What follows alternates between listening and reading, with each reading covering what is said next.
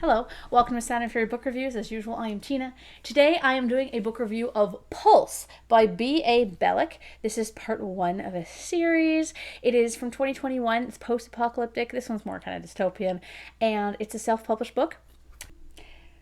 I received this book from R&R Book Tours as part of the, you guessed it, the book tour. So thank you to the author for signing my copy, though. That's so fun. Oh, that's so nice. I love that. Pulse is a dystopian horror novel that employs a blend of genres and multiple points of view to give us a story that is both a critique of our world and a creature feature horror that gradually morphs into an apocalypse story. This book has a lot of influences but still stands on its own as a really fun story. So, what's it about? Pulse is a multi-POV dystopian sci-fi horror thriller, said that already, set in 2040, centered around a corporation, a creature, and a music festival. Think Fire Festival, Black Mirror, and X-Files combined. The story deals with the themes of capitalism, consumerism, business, politics, pandemics, climate change, activism, and technology, while bouncing between a diverse group of characters sure to entertain almost anyone. The book is already being praised for its fantastic use of horror, engaging world-building, and genre-bending approach utilizing some screenplay-like formatting. This is the first entry in a new series with the sequel well underway. Okay, that didn't really tell us much. It's basically set in a world where one company has almost monopolized the entire market of everything, from food to electronics. I think there are like 8 companies they mentioned that own everything, all competing to own that much more from one another. The company's front is called Pulse, but they also have a hand in shaping U.S. politics via bribing politicians and government entities to overlook aspects of their business that are unsavory, the typical stuff, you know. As to be expected from this kind of topic, this is a dystopia where people aren't happy, they're struggling to survive, and social media has even more hold on people's lives. I think mainly because in this story it's hard to find happiness anywhere else, as food and nature and work-life balance are very hard to get. There are some anti-corporation groups in this book that want to expose some of the nefarious things Pulse has been doing to the public and plan to do so at this giant festival. What they didn't count on was a mutant creature wreaking havoc.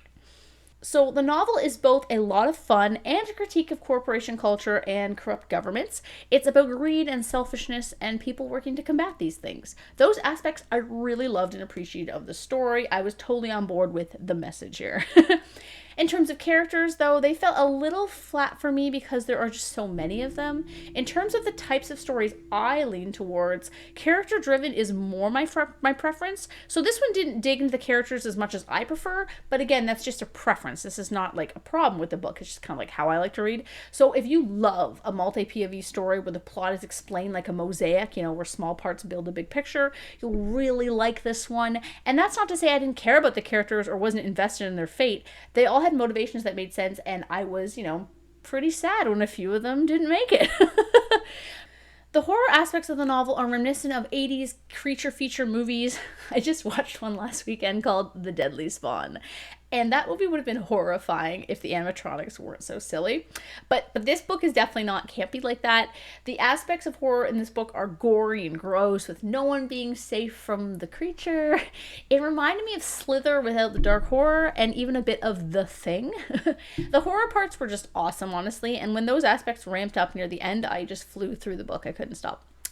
Another thing, though, that didn't work for me, and again, this is a preference, is the dialogue and some scenes are told in this, like, screenplay-like format.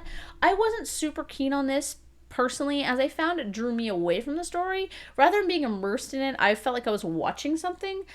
Now, some people might not have that reaction. They might really love this technique, and, I glanced at a few reviews to see if I was in the minority, and I totally was. Most people found it very engaging, so that's probably just me. So it's clearly not poorly done or anything like that. I'm just like, I don't know, weird? I don't know. Anyway, I just want to say that. In terms of plot, the story is intricately laid out, everything makes sense, and the story ends on a satisfying note that definitely leaves room for more.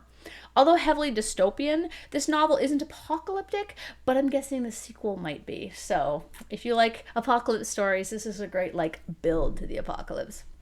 Overall, Pulse is an exciting, fun, and also serious novel that will make you think about how much we let big corporations get away with, and about whether the end is coming sooner than we think. I mean, 2040 really isn't that far off. How old will I be in 2040? I don't want to know. Thanks.